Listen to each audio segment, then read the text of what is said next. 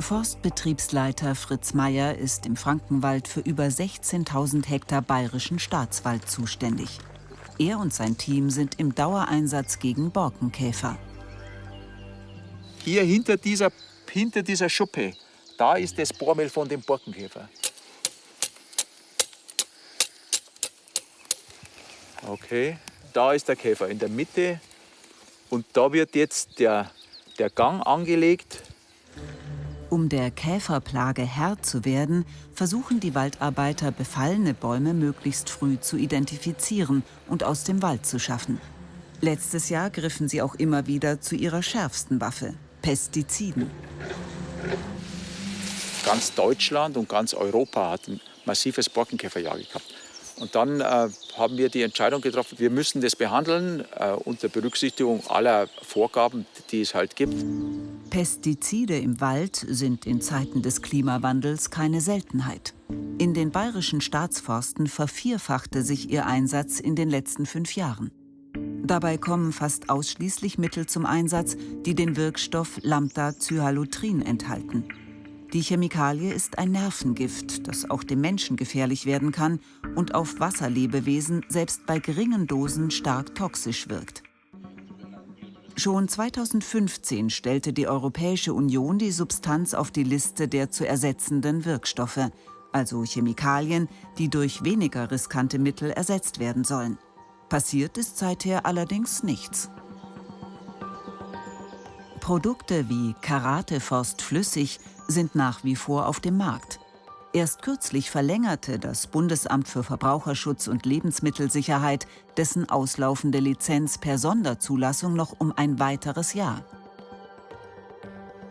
Der Ökologe Pierre Ibisch von der Hochschule für nachhaltige Entwicklung Eberwalde sieht den steigenden Pestizideinsatz im Wald kritisch. Mir fehlt dafür als Ökologe jegliches Verständnis, gestehe ich ganz offen, wenn ich mir allein die Ausgangssituation anschaue. Wir sprechen ja nun seit einigen Jahren mit auch schon großer Betroffenheit über die Situation der Arthropoden, der Insekten in unseren Ökosystemen. Es sind dazu wichtige Studien erschienen, die weltweite Beachtung gefunden haben. Ja, und da wurde im Wald ein Einbruch festgestellt, anders kann man das nicht nennen, der Biomasse um 41% der Arthropoden und 36% Verlust von Arten. Und in dieser Situation wollen wir jetzt zusätzlich Mittel entfesseln im Wald? Lässt sich auf Pestizide im Wald einfach nicht verzichten?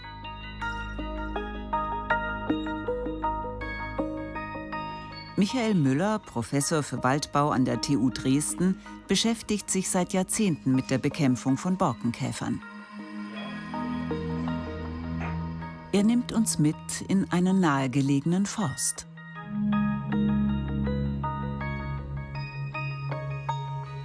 Dort will er an einem Holzstapel zeigen, wie genau der Pestizideinsatz im Wald funktioniert.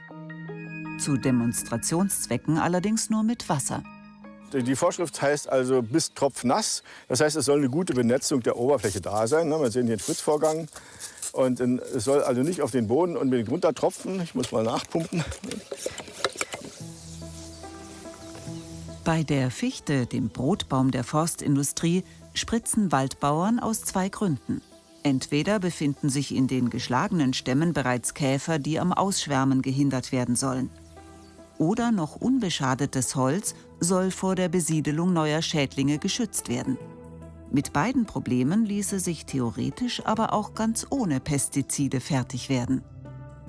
Also in der Regel soll man ja das Holz, wenn es dann geschlagen ist, ist es ja meistens schon verkauft. Ja, oder es gibt einen Käufer. Und der soll das so schnell wie möglich aus dem Wald wegfahren. Gerade jetzt in der Zeit, im Frühjahr und im Sommer, im Winter wäre das nicht so wichtig. Und das gelingt aber oftmals nicht. Ne? Denn die Holzwerke haben keine Holzlager oder ganz geringe Kapazitäten. Die Holzlager sind der Wald und sind die LKWs. Und wenn das nicht klappt mit dieser Logistik, dann bleibt das Holz so lange liegen, bis es eben abgeholt wird. Und das kann eben passieren, dass in der Zeit besiedelt wird. Borkenkäfer schwärmen normalerweise nicht weiter als 1 Kilometer. Gäbe es genügend Lagerplätze außerhalb der Wälder, müsste kein Waldbesitzer seine Holzstapel mit Gift besprühen. Dennoch klagen viele in der Branche seit Jahrzehnten über einen sogenannten Medikamentennotstand im Wald, wünschen sich eine größere Auswahl an Pestiziden. Der Grund ist einfach. Im Vergleich zum Umbau der Logistik ist Chemie viel billiger. Das trifft für sämtliche Pflanzenschutzmitteleinsätze, die im Wald überhaupt in Frage kommen, zu, dass das immer ökonomisch viel, viel preiswerter ist, als wenn man also die Alternativen wählt oder die Schäden hinnimmt. Sonst würde man es ja nicht machen. Im Frankenwald tut man zumindest ein paar Schritte, um von Pflanzenschutzmitteln loszukommen. Per Smartphone-App können Mitarbeiter erkrankte Bäume an die Zentrale melden. Und dann werden diese Daten automatisch synchronisiert, sodass wir immer tagesscharf wissen, wo sind befallene Bäume. Käferholz kann so kontinuierlich entnommen und zügig an Sägewerke mit freien Kapazitäten vermittelt werden. Trotzdem kann sich Fritz Meyer nicht vorstellen, in Zukunft ganz auf Pestizide zu verzichten.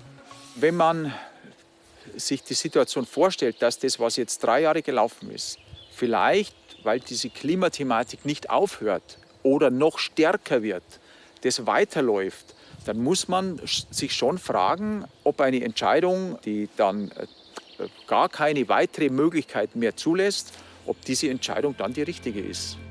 Mehr Lagerplätze, ein Umbau der Logistik. Nur grundlegende Reformen in der Forstindustrie könnten helfen, von Pestiziden loszukommen.